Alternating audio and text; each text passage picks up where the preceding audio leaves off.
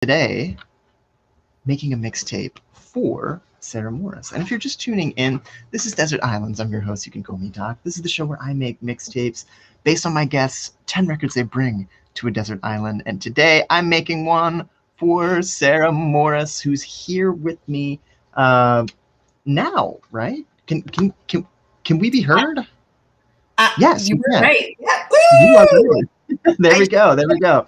Thank you for coming on the show again. I was kind of joking with some of the guests that I've been having. It's just like, no, the quarantine's just been going on that long. These aren't reruns. All these artists have new material, and I am really happy to have you on. We got some Brahms on a rainy Wednesday. I like the way you put that. Thank you for suggesting that, because honestly, this is perfect. this is perfect. Yeah. Okay, so if you're just tuning in, we will be on the video on our KFAI Facebook page. But if you are sitting quietly by the radio, or if you're driving, please don't watch the video. We archive it. But enjoy some Brahms here on KFAI. Okay, can you still hear me? I can. Can you hear me?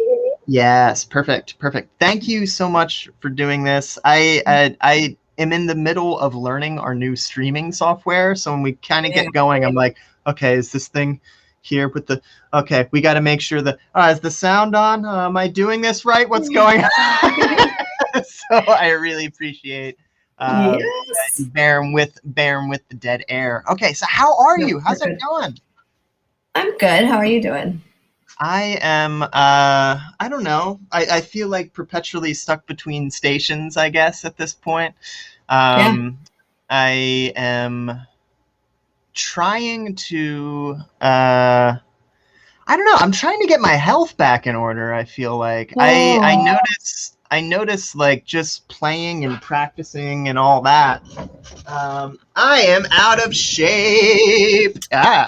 And I don't know if you've ever I kind of do a lot of the weird gigs, but I don't know if you've ever seen one of my shows. I'm much used to like playing drums with my feet, playing guitar, and holding a note for about like 30 seconds at a time. I can't do that anymore, which means I need to change my cardio situation.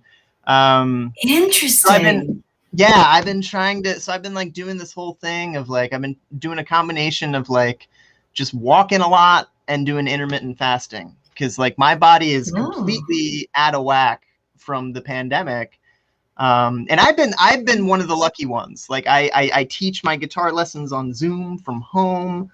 I do this, and this is also a Zoom scenario. So like, I really don't need to leave go into the out of doors too much, and I think I'm just trying to give my body like a hard reset of just like, hey, we're gonna be doing stuff again. We're gonna be doing stuff again, kiddo. Let's go.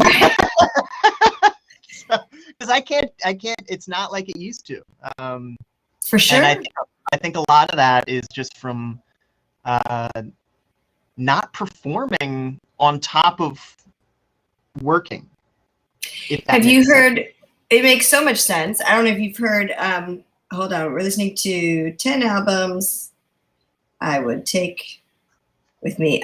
There's Willie Nelson was interviewed around this, and he was like, without his shows, like he had been depending on his shows for his cardio, because like he's like, singing is the best thing you can do for your lungs, for instance. And he's like, so without that, he just feels like his health is deteriorating. Plus, of course, there's the like hormonal release of getting to do the thing you love in front of people. I mean, there's so much wrapped up into that. But I thought that connection, and I've kept up running and I've done those things. Have you?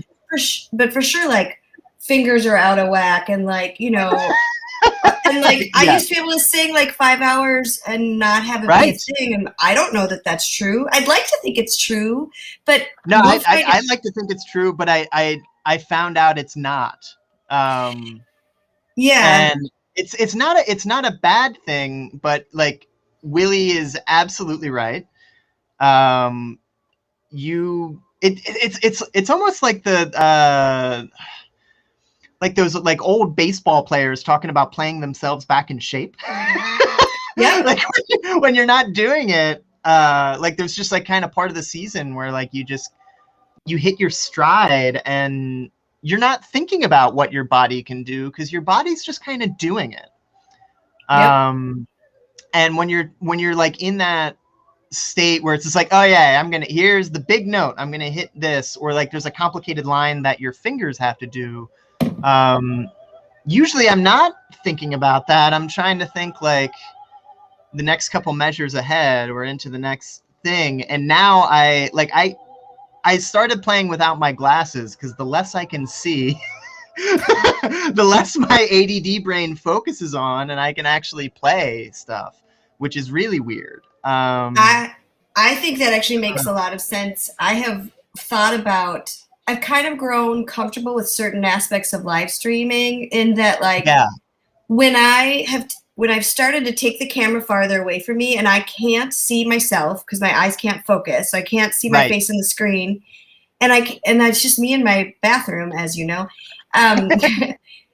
There's been a gift of like that I get out of my head. I get out of my head in a way that I don't.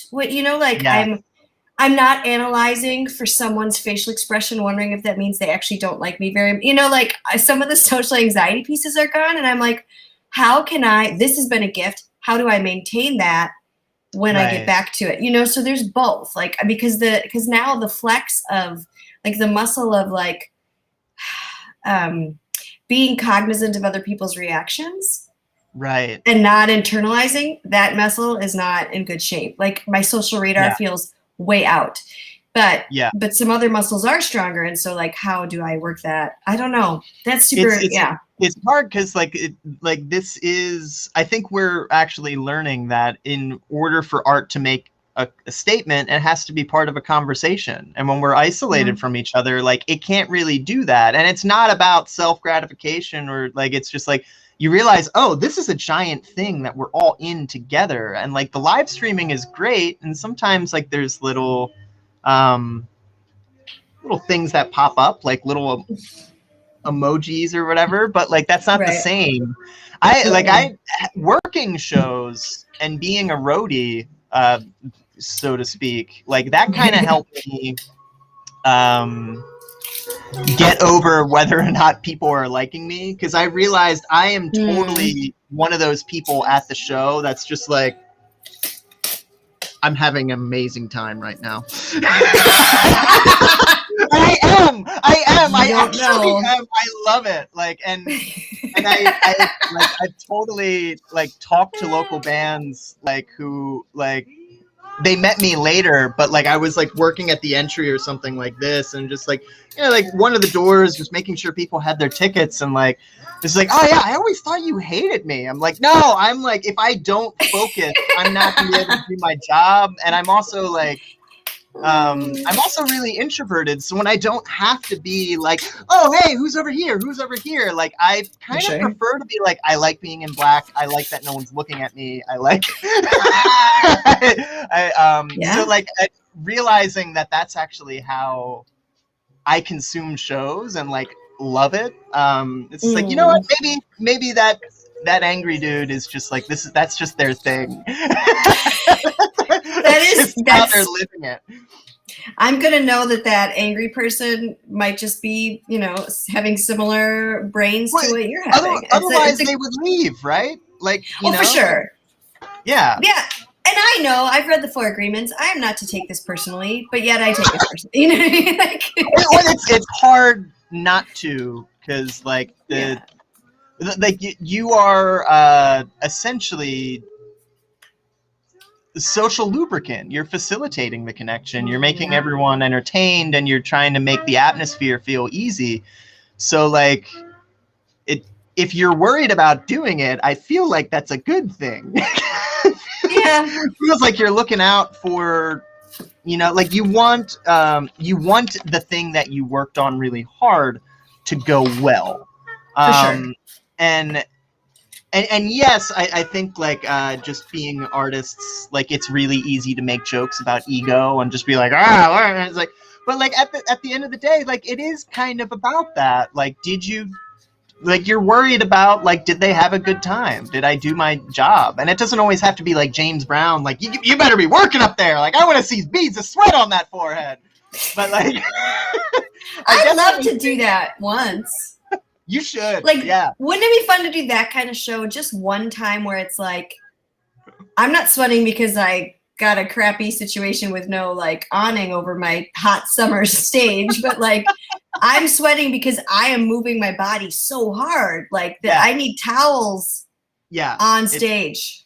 It's just that intense. Like that's what you're getting when you come to a Sarah Morris show. I've never done that, but someday now I've got new goals because I think that could be amazing. It could be. Why not? And your show made me sweaty just thinking about you playing the drum. I mean, doing the multitasking. Like that's a different kind of sweat. That for me, that was like more of like, I like projects that challenge me in a weird, like deliberately make me uncomfortable. And it's probably why I got into like the lo-fi end of things, just because like I liked the idea of just like tying one arm behind your back and going like, okay, how can you make this sound as passable as possible using nothing, like absolutely like the worst equipment possible? Like, can you make, and because a lot of that is like in the performance and the way like you're interacting with the instrument, and then a lot of that is just like user error, machine error, and seeing. So like I got fascinated by like, how can I make this harder for myself? And I realized that's ADD brain, completely ADD brain, of just like, oh, like if I have to hyper focus on a bunch of things, I can actually not think about anything. Yeah, no, that's interesting. My son has ADHD, so that's like, and we're learning about that all the time, and hyperfocus is a real thing. So that's interesting. When I was a kid, I couldn't focus on anything, or I would like focus so much that the teachers would be like, well, what is going on here? Like, you're knock this out of the park, and then like this, like you should be able to get this. And it's like, it's totally, there's something about like achievable goals with ADHD that like even easy stuff, because it's easy, like your brain doesn't want to do it because it's like you've already like kind of completed that, like I don't know, like I kind of relate it to my students in video game talk, just because and I don't know if that just makes me sound like I'm showing my age at this point, but it's just like it's like completing the side quests. Like you know you're, you know, like it's just sometimes when you already do that, you're already like, well, your brain it's like this is, your brain just goes like, this is, I'm not doing that. And I think he doesn't do that. Yeah, well, everyone's different, but I almost have like an no. I watch myself not do the thing.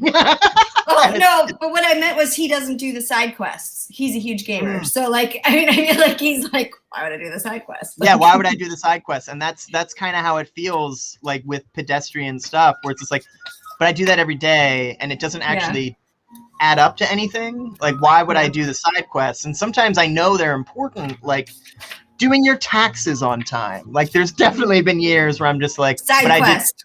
I did taxes last year. How many how many times do I have to do this? For sure.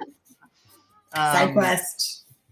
So it's, I sometimes put myself in situations where it's just like, oh, like if I give myself something I'm not used to, or something that's hard for me, my brain keeps wanting to do it because it's a, and I shrugged it off in my 20s. Like, I was definitely like, especially when I got to college, I was, you know, that young punk anarchist who read a lot of things and was going to let you know that they read a lot of things. I know that person.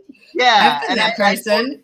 Like, oh no, ADD isn't real. Like, Freud is totally full of it. Like, modern psychology is just like, so I was just like, oh no, this is just my hyper anxiety and my depression kind of like coming together like a hurricane. But now, like, the pandemic has shown me, no, a lot of it's just ADHD. And then you get depressed when, because of your ADD brain, you forget to do things. And then you're like, that's like the imposter syndrome comes in. It's like, am I ineffective? Oh my God, like, am I not doing the thing right? And then it's hard to ask for help because you can't really explain what's going on inside your head, you know?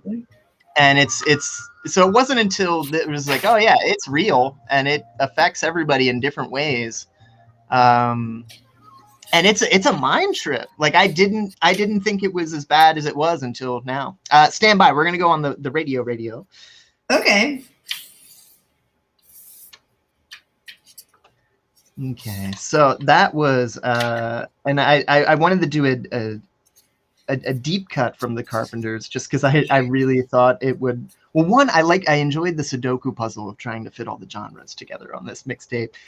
So that was Johannes Brahms at the top, Dusty Springfield in the middle, and Carpenters The Masquerade, just because I don't think that's the side of the Carpenters many all hear, you know, the smooth, sultry, groovy side of the Carpenters. And I thought it felt really good in that 3-song set. So if you're just tuning in, this is Desert Islands, the show where I make mixtapes based on my guests, 10 records I bring to a desert island. And today I am hanging out with Sarah Morris, and it is good to see you. I'm glad you've been busy. Like, you have a new EP, but also we were talking about live streaming off mic, and we were kind of talking about like some inside baseball about the pitfalls and all that. But you started a few new YouTube series. Like, you've always played songs in your bathroom, but you're launching a whole media network from your compound. Yes. So I eventually want to try to talk about everything, and we will hear the new EP. But so how did you get the idea to start these shows? Particularly, Hey, I Miss You, because this is I just saw that it's like, oh wow, like Sarah. So how did you start doing Hey, I Miss You? Like, at what point in the pandemic was just like, yeah, this is what I need to be doing, right? Yeah. So I mean, I had the idea.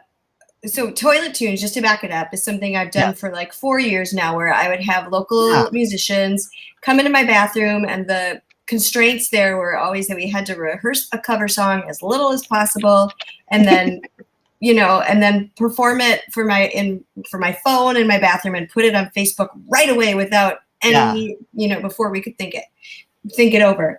And I loved that so much because I loved getting to collaborate with local musicians, people who I wouldn't necessarily get to. I loved the immediacy of like, we're just diving into this ridiculous thing together right now. Are you in? I'm in. Okay, let's go. High five. That was so joyful.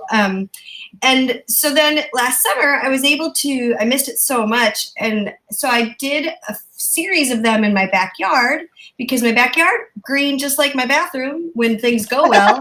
Exactly. We don't augment it, but it was a good summer for that. And so that was great.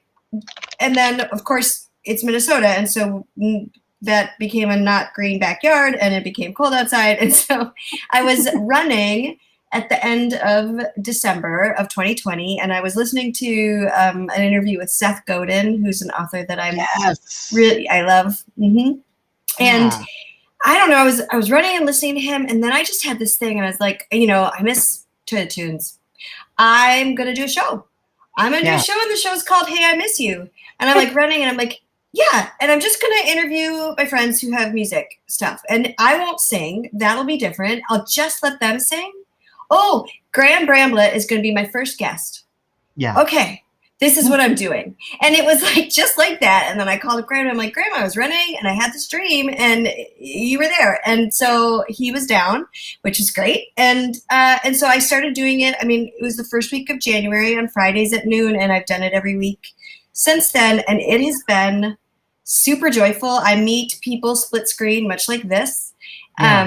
Except for I sit in my bathroom then, and the nice thing, I mean, many nice things. One, it's great to see people, just like you said, Doc. Like, it's so nice to see people. And even though it's weird because we're on a computer, I'm not feeling that at the moment. I'm only feeling like I'm with you, and that's great. Yeah. And then also I've been able to interview people from Texas and Nashville and like Reina Del Cid, and they're based in California right now. And so, yeah, it's been super great. So every Friday at noon, it goes live on YouTube, and I hang out in the chat bar, and that's fun. And then, but also it lives forever because internet.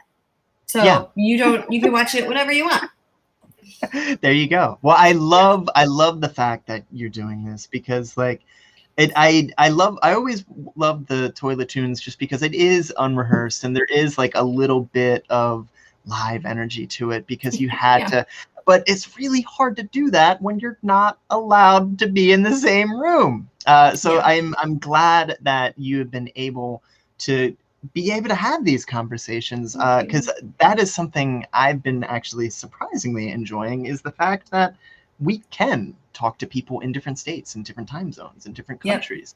And that's just kind of what keeps this ever-growing smaller world getting a little smaller. Oh gosh, yes, we need that. We need those reminders, right? I did have someone from Portugal also. Really? Ooh. Yeah. Let's talk about that during the break. So let's keep going with the mixtape here. This is some Patsy Cline here on KFAI. Okay, can you still hear me? I can, yes. Can you still hear me? Yeah, I always, every time I switch, I'm like, did I? No, we're good.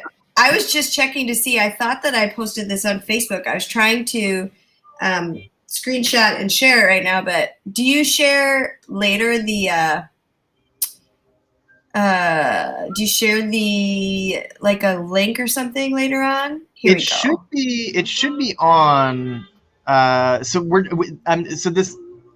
using this new thing where it spits it out to our Twitch, Facebook, and YouTube, but I'm still working out the kinks. There's always like one little thing that I feel like I'm missing, and it's just like, oh wait, I didn't do that. Oh wait, I didn't do this. So this is like the second week I've been using it, and I'm so every once in a while I might be looking like, oh no, what did I do? That's fine. I'm editing the post in Facebook. What is your Facebook? What do I tag? Doc or they self? What am I looking for? Well, they self is performance. Your artist. If you can find Doc, that's probably better. It's arguing with me. Yeah, it doesn't like me because I don't buy ads anymore, and that's like the most annoying thing about the pandemic is because you're trying to shift to video content, the algorithm does not like that, and it's just like Facebook does this weird thing where it's like, hey, that's a nice little following you build up there. It'd be a shame if something happened to it. Like anytime they're like, you want to boost this post? It's like, so I know the algorithm hates videos, and I've been posting nothing but videos, and I think they've been trying to choke my audience a little bit because these videos used to get thousands of views, and now they get hundreds of views. They like selfies, and they like posts where you don't tag anybody. Really? Yeah. I mean, I'm not surprised by the selfie thing, although I feel like that's the last thing we need them to like. Right. Okay, there's Doc. But whatever has the red glasses, that's me. Yes. Nope. I see you now. So they've also done weird things where sometimes like Doc is fairly like DOC. If I start typing that in, like many things will come up, and it's just being a bit of a bonk right now is what we call it in our house. But I'm trying. I'm trying to be a good kid. Oh, there we are. I see you got the link right there. I could just share your thing. Oh, okay. To my yes. Ooh, what are we listening to now? What is this? This is Lucinda Williams. Yes. So yeah, sometimes I veered a little off the reservation, but that's also because 13 like 10 to 12 songs ain't enough for 2 hours. So I'm always going to sandwich some things in that are not on your list. But well, that's part of the mixtape, I think, right? Yeah. Isn't that part of the art of what you're doing, is that like you're building from it? And to me, like, that's always been the more intimate question, because it's like sometimes I will have an artist that will give me stuff that like I've never heard of, or I've heard of, but I'm not really familiar with, you know? Yeah. Like there's a lot of like huge bands that people are like, oh yeah, like I think Slipknot is a good example. Like Slipknot is huge. I know maybe some of their riffs, but if you like ask me to name a song title, no idea.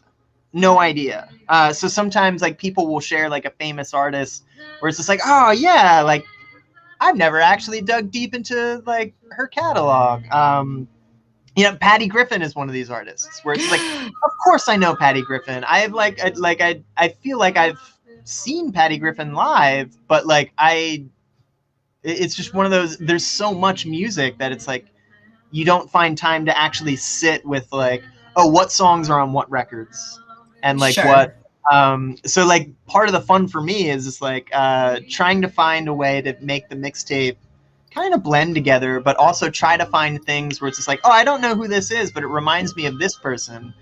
And sometimes people are like, yeah, I don't know that artist, but I like it. And then some people, my favorite thing that happens is like, oh, I was going to put this on the list and I didn't. I'm so glad you put this on. That's like my favorite. I'm like, yes, I did it. I did it. That's awesome. So yeah, but like, yeah. Sorry, what were you saying? Oh no, so I was just going to ask quick, when I was on the Facebook, it says that Desert Islands is with Megan Hamilton. Oh, weird. Okay. And I'm wondering if that was last Megan Hamilton. Okay. I gotta update the metadata. I'm sorry. Why does it say that? That's okay. Yeah. I was like, I'm sharing it, and I was like, oh, did you make mixtapes for real back in the day? I did. Yeah. I was like one of the last. See, like I'm an elder millennial, so I got kind of the Gen X stuff as well as the millennial stuff. Okay, so you're probably just a little bit younger than me, maybe. I am 33. Oh, you're much young. You're much younger. How can you be Gen X? Is that true? Aren't I Gen X? I'm 42. I'm not. I just have the habits. Okay, there we go. Yeah. That makes more sense, because I was like, wait. Okay. Yeah, not that. Well, all that stuff is just made up by marketers so they can. For sure it is. Like, it's not really real. What? Hold on. There we go. I think. Okay, I'm updating. Yeah. Does it say it now? Well, let's see. Okay. Says it. Here we go. This is why I need an intern to save me. All have interns for our life. Yes. I mean, I just feel weird because it's just like Oh, there it is. Yep, you even tagged me. Check it. Okay, cool. All right. Sorry about that. I am still working out the kinks on this. Everyone can see me folding my papers to send CDs out. It's good. That's actually, I kind of love that, by the way. I was gonna, like, I love the fact that you're just doing it DIY, because like that's literally what I do. It's just like handmade merch and just send it out and like send it out to the weird pockets of people that actually pay attention to my music. And then, cause I don't know. I feel like I don't know any other way at this point. I think I'm like an old dog with those tricks of just like, nope, just do it yourself. These are my tricks. Oh God, this song kills me. I loved earlier when you were talking about recording and you said as passable as possible. That was really like beautiful. But it made me think of just like, I think in this world when we really can almost do anything, right? Like anything is available to us all the time. Yeah. there's a special. I mean, the EP has got that story wrapped in there when you give yourself a constraint, and then you're like, well, and my brain needs those things. Like, that's why I write to songwriting deadlines, because I need a constraint. If you give me a wide open space and you're like, do whatever you want with this day, Sarah, I am immediately like freaked out. And I hate it so much. Like, I don't want anything to do with that. Okay? I want bumper bowling. I want bumper bowling. Like, it's fun that way. And that's not just because I want to hit it out of the park and like skirt strikes all the time, but it's just like, I want you to narrow the focus. Yeah. Because I will perform better that way anyways and have more joy. I also think it's part that, and it was also part helping letting go, because like we are in an era of perfect music, and there was so much I don't know, like when I was like still in my teens, I was like booking myself tours. So like I was always focused on like the vaudevillian aspect of just like, no, it's about the live show. It's about the act. It's about the and so I think letting go of that perfection and just like everything is going to have a little bit of wabi-sabi anyway. Like there's going to be some imperfections, like kind of focusing projects that like anything They Self does is kind of like a live album. In that regard, where it's just like, okay, this is how it sounded under the constraints that I was giving. Like, is this how I sound? No, this is how that moment sound, and this collection of songs is supposed to be like kind of geared to that moment. Is it good for your publicist? No, they hate that. They hate that kind of thing.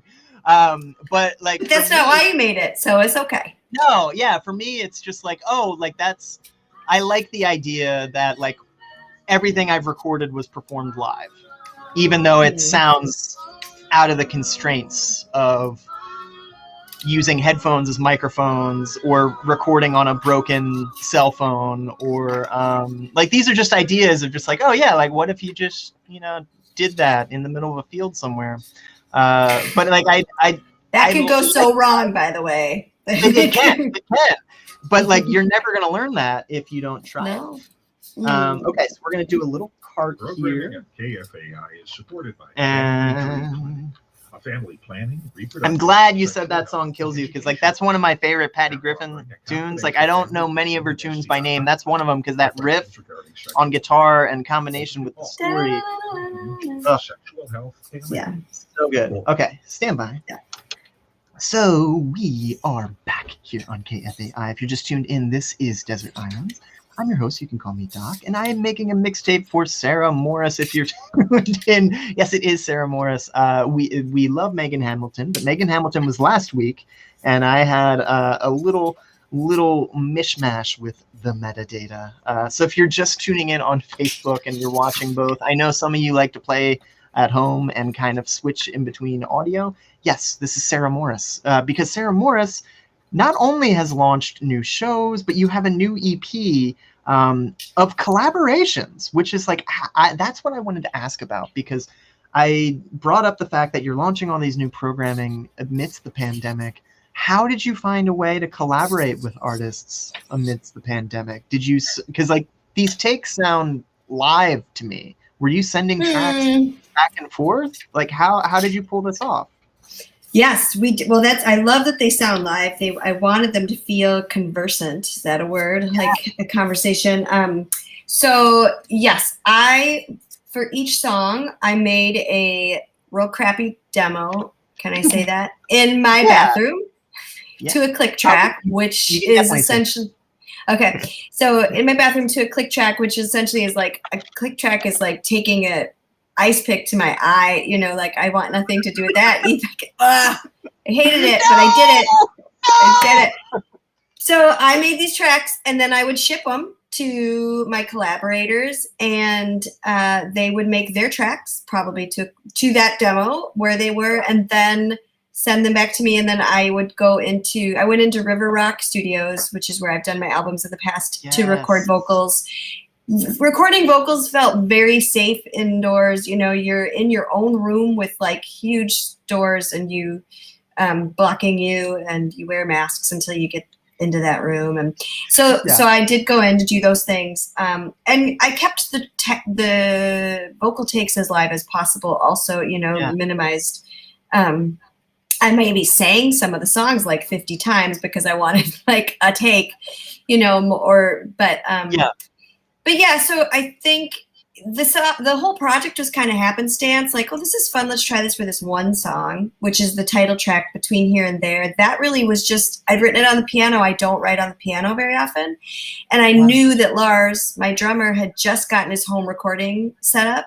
And he's also a great piano player. And so I was like, since you just set that up, are you interested in making a demo? Essentially was what, like, for helping me flesh this out a little bit. And he fleshed it out so beautifully. Because he also was like, oh, I had fun, so I had to add accordion. I'm like, yeah, that's the best thing you could have said to me. And so then I was in the studio recording vocals for the Christmas. I did a Christmas song. It was like early September.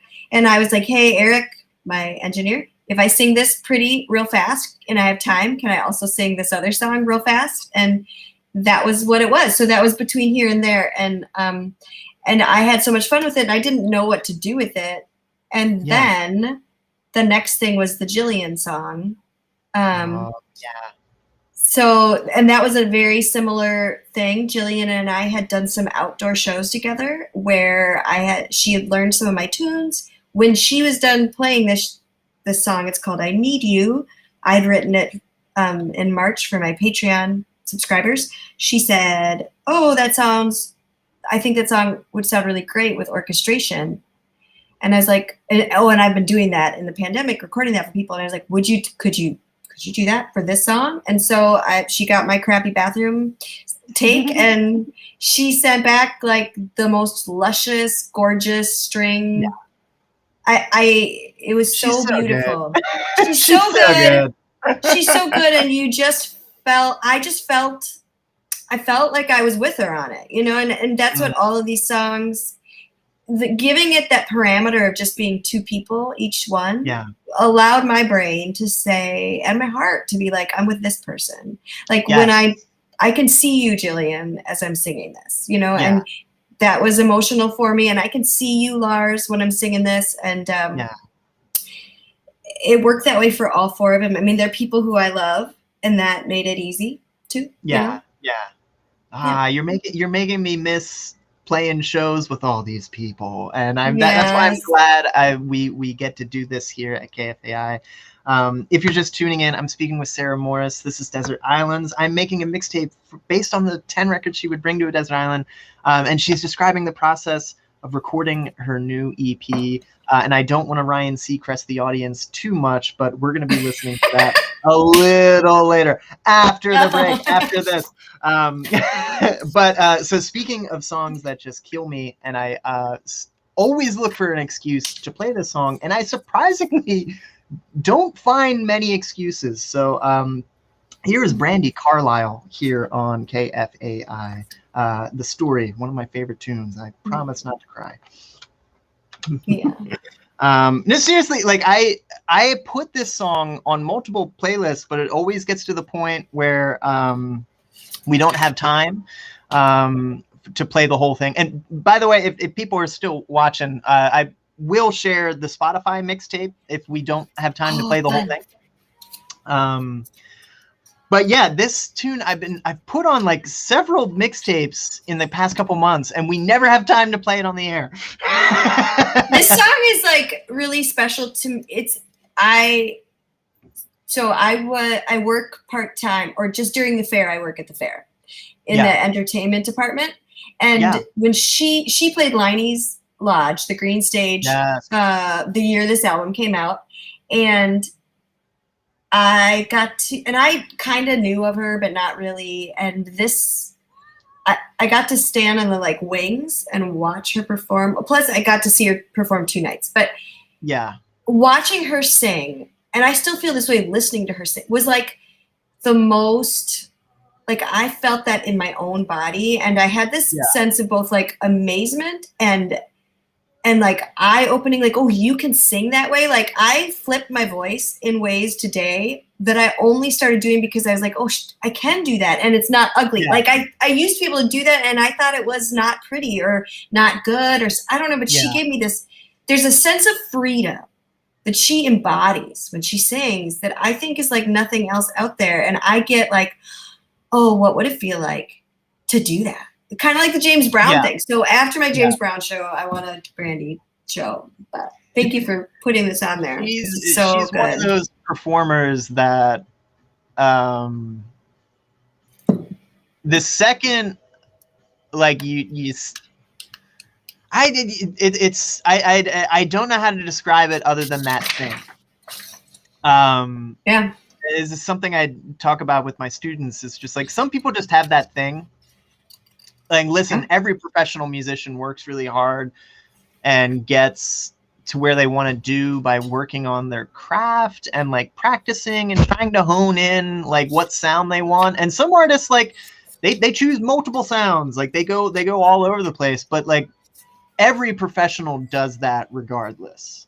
Some people do that and also have that thing.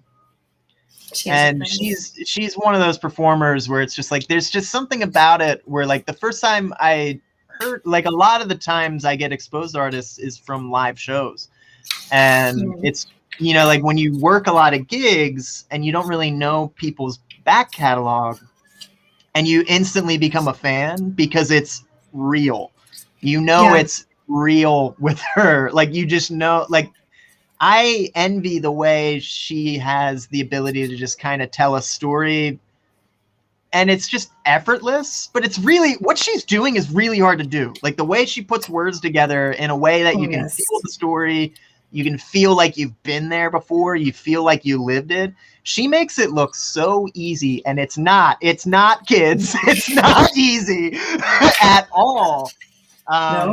There's just some people who have a way of doing that, and for some it actually is easy, and some people are like, no, you don't understand, I work really hard. And that's okay too, but like there's, like you were saying, there's not a sense of like you're like, oh, Brandy's like really like laying it out there and struggling. It's just like, no, Brandy is just, that's just what Brandy does, and that's what she's always done the whole time. Oh yeah. And I think you see that on display too when like she's called up at the Grammys or like all this, like anywhere you put her, she's killing it. Do you want someone to like honor John Prine? Okay, well that's for sure Brandy. Do you want her to also jump over and like sing in the Highwomen later? Yes. Yeah. You know, like she just, it's all of it. And then she combines that with, you know, their story's pretty magical. Like Brandi Carlile is actually the band. It's those three, it's her and the brothers, right? And they share that name. Like it's contractually, they're three of them. Aww. Like they, and some of the songs she writes, some of the songs they write, but they like have this, it's an all in, and it's been that way, like, I don't know, like 20 years. They're also all married. There's like lots of cool people are married to each other's brothers and sisters, and that's it's like amazing. I mean, I think it's like it's like that feels to me like freedom and like so much love. Like the love just keeps wrapping up people and being like, but you too, and you too, and you, let's do it. Okay, she's a perfect example of just sticking to your guns, but not like you don't have to do that in a dramatic way. Like she's literally just gone out and killed it every night for 20 years. She hasn't changed her sound. She hasn't tried to like change her gimmick. She's like, nope, it's just, we're going to do it the honest way. And she's fine. I feel like I feel like the New York Times was saying something about this, of like how it's just like Brandy's been Brandy the entire time. Most of y'all have just missed out, and that's okay, because we're living in a weird time because the industry has always sucked. But now we are living in a time where time is elastic. Every time you release something, you're competing with basically everything that's ever been released ever. No big deal. no big deal. Yeah, no pressure, you know. So it's like it's both comforting and terrifying. Because on one end, you're like, oh, I the pressure is like way off. I don't have to like worry about pleasing everybody. But at the same time, like there's like that existential dread of just like, I am just a drop in a bucket in another big bucket, and that bucket is in the middle of an ocean. And that ocean is on a planet that is orbiting a much bigger planet. It's just this like, and so like people have the context of, because context I feel like shapes content, but a lot of the stuff released in the 70s or even the 90s like was heavily contextualized. And now I feel like young people have access to everything, and sometimes the context gets lost. Sometimes it doesn't matter. Sometimes the context makes it worse. And so like it,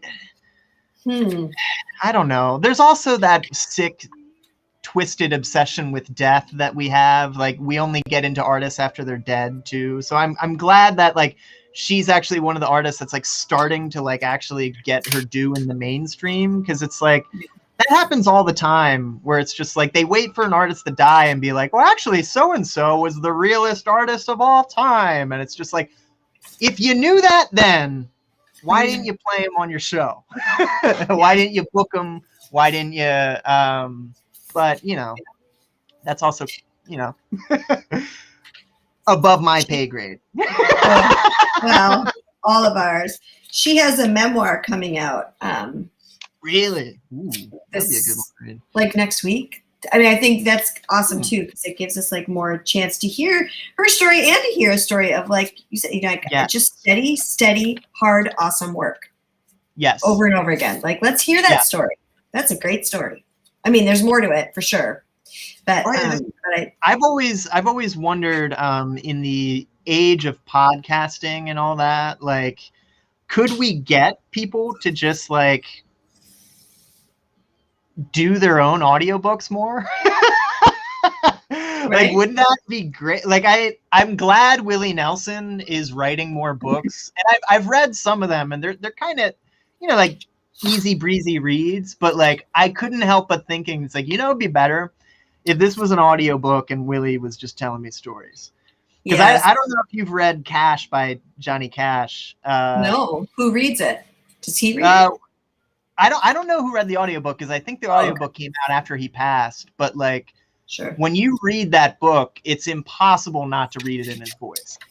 Like just holding it, like you just hear him telling stories at you. I did that with Dolly Parton. She had not her current book, but she wrote an autobiography probably in the 90s. And when I moved to Nashville, it's one of the first books I checked out at the library. And I remember like very clearly being able to hear Dolly reading it to me. In my own head. Oh yeah. There's nothing more pleasant than that. I would love for Dolly to like do her own audiobooks, because like story time with Dolly Parton, like that would be. She was doing that for a while in early pandemic. Because she's an angel that we are all blessed to have on planet Earth, like share space National with her. treasure. Oh my gosh. National treasure. Yes. And it's crazy that she like is hugely responsible in like getting the vaccine uploaded too. I just heard that the other day. I have the Moderna. Yeah, that's right. Here, let me show you. Yeah. And I didn't know. So it's thank like you. I saw someone, I forget who tweeted this, but it was like one of those like epic handshake memes where it's just like, what I'm doing for karaoke, which vaccine I want. And it's just like, I'll do the Dolly Parton one. Yes, Dolly is your answer.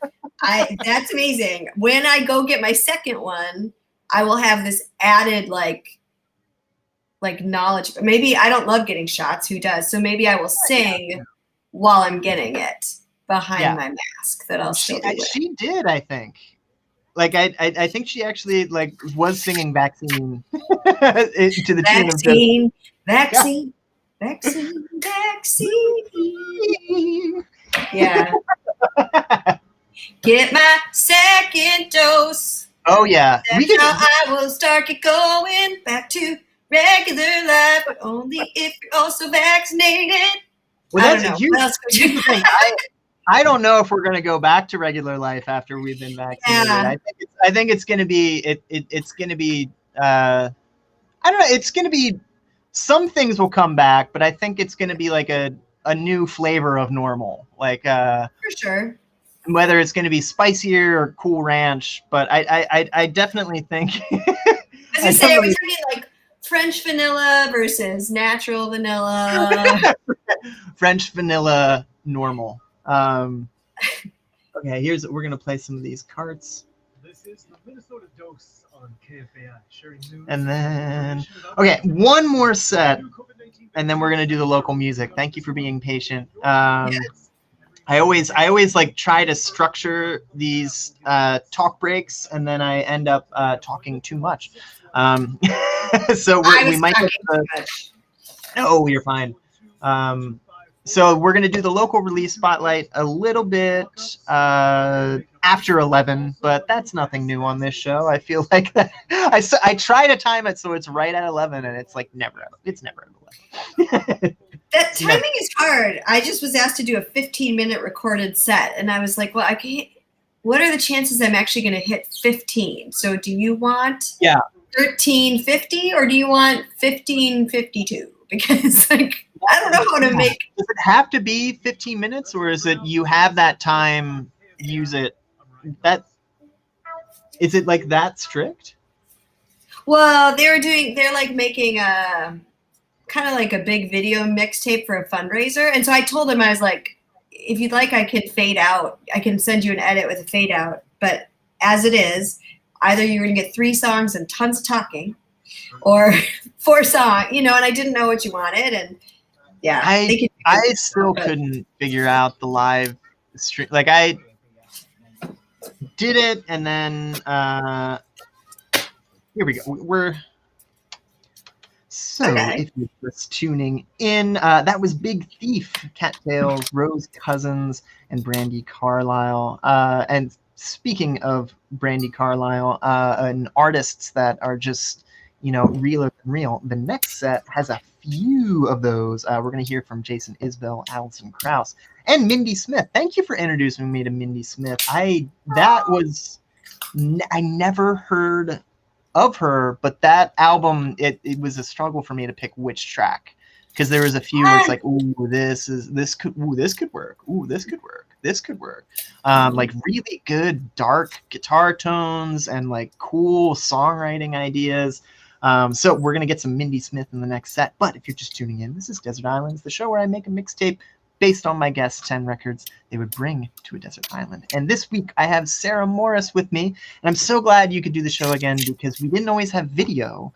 And now we have video. Doc, thank you for having me back. You were someone I saw kind of right before the world changed, because it was probably early first week of February. I bet I saw you for the album release. We didn't know it was coming. Did you actually did you have to postpone that, or did you get it in before? I got it in. Got it in. That's like one of those disaster movies where the plane just gets off. For sure. Nope. All the explosions. That's crazy. It's crazy that it feels like I had you on the show just yesterday, but now that we put it in context, last February sounds like 3 years ago. It is yesterday, and it was 3 years ago, and time is relative, and it's all true, and nothing matters. Nothing matters, and yet everything matters. Exactly. You matter. I matter. Yes. Listeners like you matter. If you tune in to station, we just had a pledge drive, so you can donate anytime, by the way. Mm-hmm. You don't have to wait just for the pledge drives, but we appreciate your patience and your support through that. So we have one more set of music, and then we're going to listen to some new local music from, we're going to do a cut from your new EP. I have some Bathtub Sig and some Faith Boblet coming up. But let's talk about this set, because we were talking about Brandy. Jason Isbell is another artist that I don't know if you've seen him live, but yeah, you can tell he's the real deal. So let's listen to some Jason Isbell here on KFAI.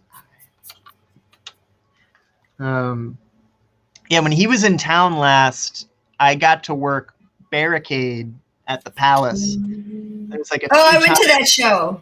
Oh, it was such a good show. There's a few times where he could have stepped on my foot a few times, and like I just kind of got lost in the show, and I was just like, oh wait, I'm supposed to be at work. Like that's when I know an artist is good. When I get like caught up, like, because it's eventually like when you're teaching kids how to put on their own shows, or you're like traveling to your own show, or you're tearing down or setting up someone else's show, eventually you kind of like just get used to the constant barrage of noise. And I love all music. It doesn't matter the genre, but every once in a while there's just an artist that kind of takes you out of the moment and you like become a fan again. And like that was one of those shows. And it was hard because like I'm working Barricade. I can't like turn around and just watch the show. Right. But it's hard not to with some of the artists that come through the Palace, because like it's whoo. But his band is killer. His band is so good, and he uses them so well. I mean, I think that's And also, like, he was going through one of those runs. Like everyone talks about, like those, like that, like eras of Bob Dylan, where it's just like those like 3 album sets where he just like killed it one after another. I feel like Jason Isbell at the time was going through one of those. Like every record he released was just like, well, that's going to be considered a classic. That's already a class. Like it's like everything he put out was just like, yeah, and we might not need 10 years to look back and consider one of this like, that's one like some Americana gold standard stuff. So it was just amazing to watch him in that moment where it's just like anything he was writing was just so heartfelt, but like devastating at the same time. In the best of ways. I got to I've seen him live a few times, like I've seen Brandi Carlile a few times, and to just make it perfect, once in May in 2016, I was at this songwriting festival. The first time I got to see him, I like had gotten to go to this contest in North Carolina because I was a finalist, and he was the headliner, and Brandi performed right before him. And it was like outside North Carolina pines, gorgeous. They both were like everything. And I got to take my mom with me, and she would not have cared about either of them, like had she not seen him live. But again, their live show is so it's good. Powerful and so good that she was like in on both. And it was, I have this really drippy story about, I had tickets to go see him when he was playing at the Northrop. In 2016, and that day my dog passed away, and so I had to give my tickets away, or wanted to give my tickets away.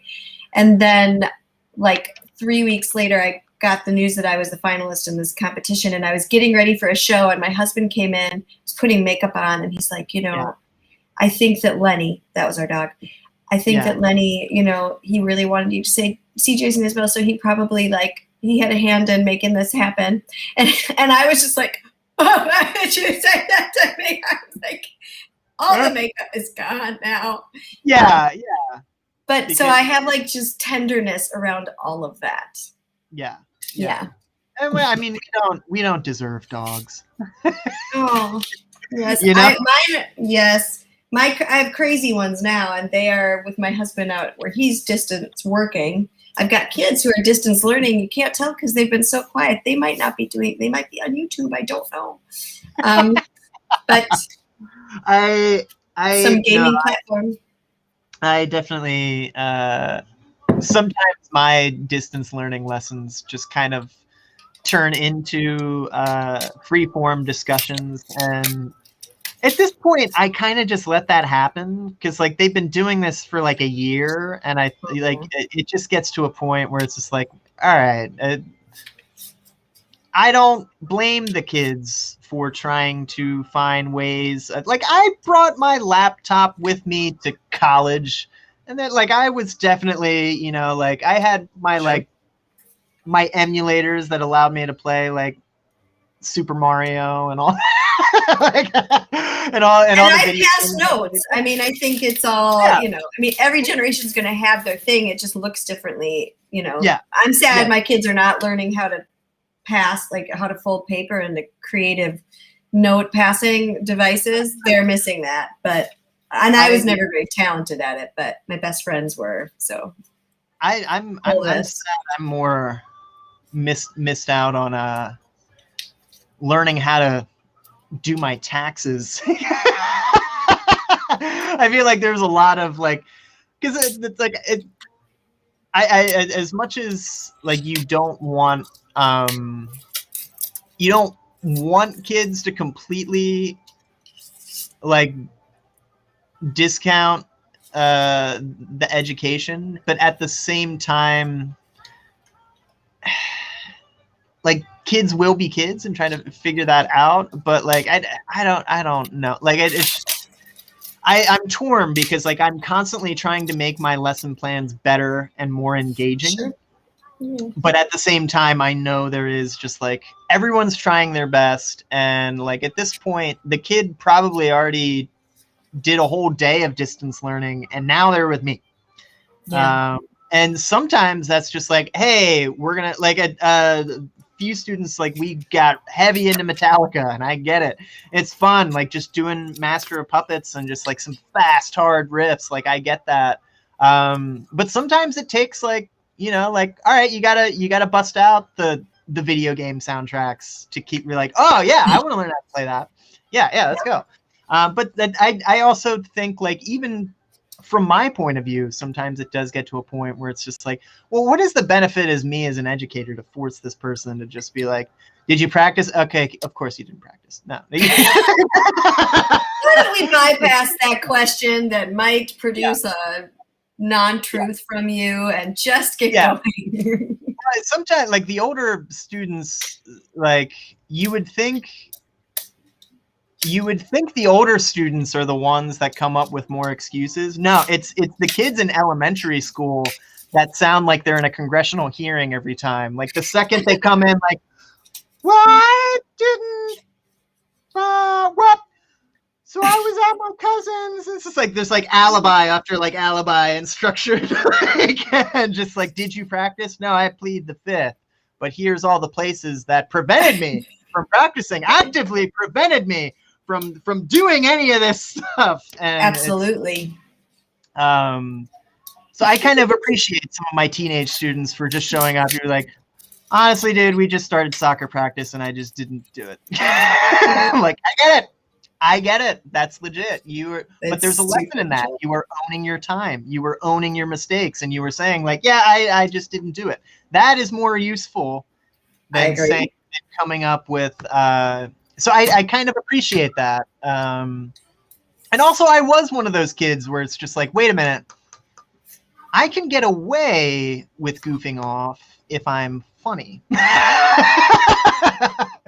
And definitely things where it's like, I wish I paid a little bit more attention in school, but I don't know. You were doing exactly what you're supposed to be doing. I do like that. You learn things because lessons will keep appearing until you learn them, and it's just that's just what happens. You're gonna learn it at the time you learn it, and there's definitely some things that have come back on me where I'm like, oh yeah, that's what they were talking about when okay, that noted. And then there are things where it's just like you would think you wouldn't have to think about that, and then something happens like, oh, like it's a total blind spot in your thinking, and then it's like a 2x4, and you're like, I didn't think I had to think about that. Where did that come from? And yeah, who can blame kids, because adults are really no different. Like, I think everyone feels like they're still 27. Yeah, I usually go with 22 is the one that I choose, but yes. I don't know about you. I'm feeling 22. I know it helps that that's so catchy. I'm not saying I'm a Taylor Swift apologist, but I am the person that when one of my students would say, like, Taylor Swift sucks, it's like, no, she doesn't suck. She's actually really good, and that's why she is where she is. You just don't like her music, and that's fine, but you might not realize that you like her music. Give it 10 years, and you might revisit it and be like, was that so bad? I mean, there was worse pop music. Like, Taylor Swift is actually good at what she does. She just might not be for everybody. I mean, like, and she does work her butt off. That's another one. You know, like, I thought Folklore was good. I thought Folklore was a good album. I have a journey with her because I really did not ever want to like her until I finally like started liking her so much. And now, I mean, I wouldn't say I'm like a huge fan, but I am a fan, and I'm a fan of like how much she creates. You know, like, I'm blown away by that, and that she continually puts creation so like front, right? Like, I'm doing this. This is part of it. We're gonna go back on the air for a second. Sorry to cut you off there. No. Okay, so we are on the Facebook talking about everything, but let's talk about what's going on this weekend and beyond on the live streams. And some things are actually safely socially distanced events. So let's talk about which ones are which and everything in between. Today, Built to Last All-Stars. This features members of the Big Woo, Frog Leg, a lot of bands in town. They're going to do some Dead Tunes live stream from the Caboose. That is tonight. Thursday, Dakota Dave Hull is going to continue his concert series, 3 songs at 10 a.m. Friday, the Back Catalog Listening Party featuring Dar Williams. Check that out, because Dar Williams is an amazing conversationalist. Read Brave, this is a concert series, and it's going to feature Annie Mac at St. Paul Public Library. That starts at 6 p.m. on Friday. And then Yam House at First Avenue, 7 p.m. That is a live stream, but I believe there's actual tickets on sale. But there's really not many people who are allowed to go to that, so they might be sold out. But check the website. Saturday, Johnson and Drake album release stream. That is going to be at 7 p.m. Ike Riley, he is going to do the 1-year anniversary of the Quarantine Family Hour. Speaking of weird pandemic dates and milestones, we have been cooped up for that long.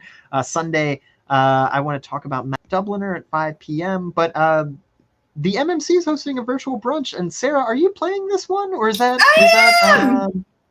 That's okay, true. So this Sunday you're playing with I Am Kovan, Joel Shapira, and then Aaron Tingham in the Tangents. I am really surprised I did not mispronounce that name.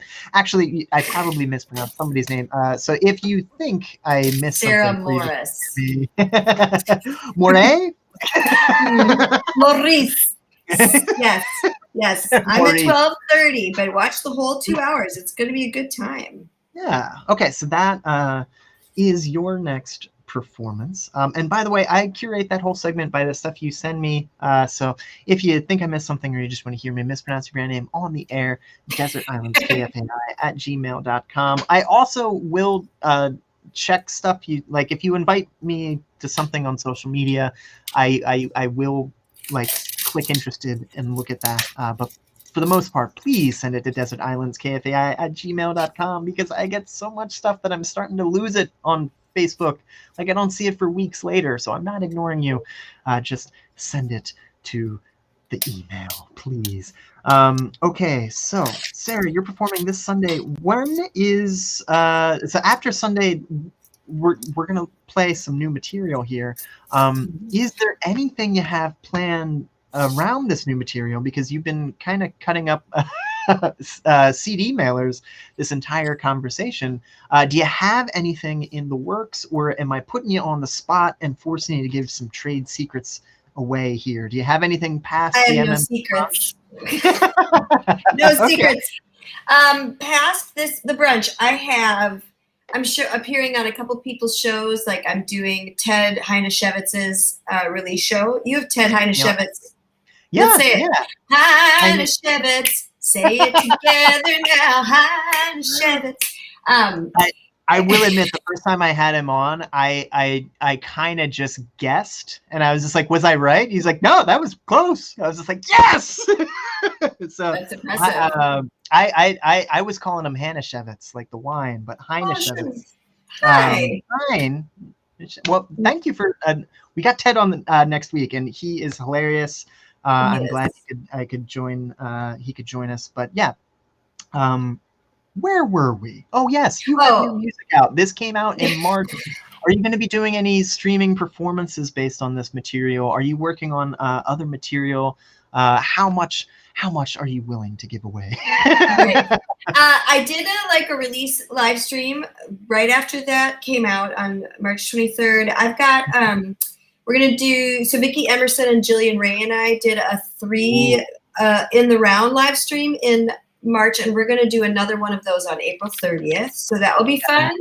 Yes. And that's on my website.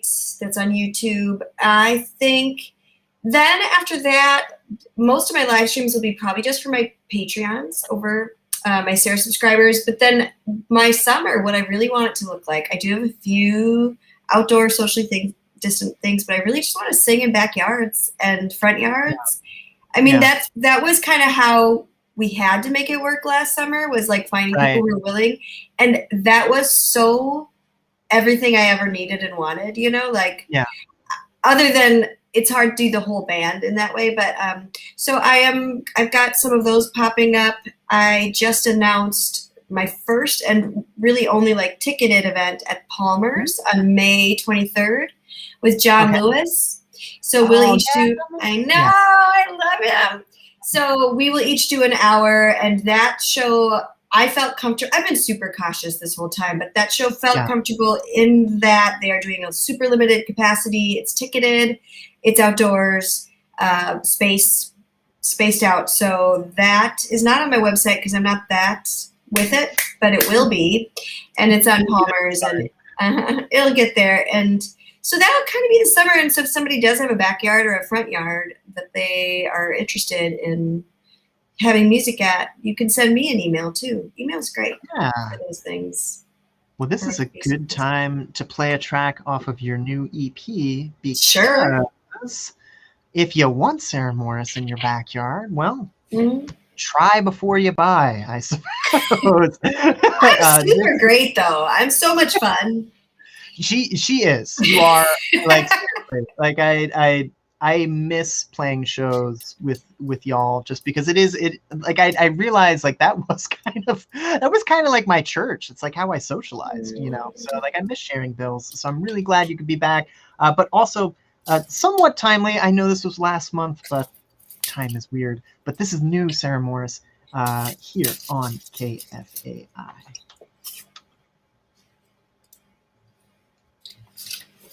Woo.